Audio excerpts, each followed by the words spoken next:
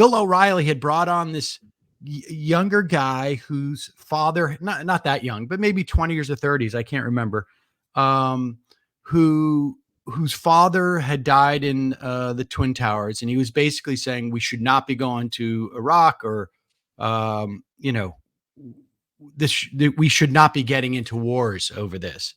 And Bill O'Reilly just shat all over him. And I decided, like, I'm going to do that to this dude who came on, and he had no idea. Like, he was just like, what's going on? And at one point he said to me, I just do the weekends. I don't know about international stuff. And so I had done that. Then I got a call from Janine, and she's like, they're starting up some type of left-wing, liberal talk radio, and called Air America. And Janine, said, I told him I would do it if you would do it with me. And I'm like, I'll do it. In the run up to the Bush election, I was like, I'll do it. And, I thought, I'll do this for 6 months, 8 months, and, and probably go back into show business. But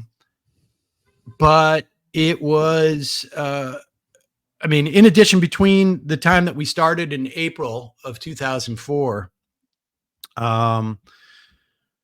I got married, and my wife was pregnant before the election. So, and then I was like, I occasionally would get recognized for that Sex in the City. And I had done another show called The Show, which was on Fox for 8 or 9 episodes. And I'd get recognized occasionally from that and a couple others. But I remember going out on my bike. I had rigged up, like, I don't think there was iPhones at that time, but I rigged up like a video camera on my bike handles, and I got like a boom microphone during the RNC in New York City, the 2004 RNC. And this is when they started with the kettle, where they basically started, I think, innovated kettling for protesters,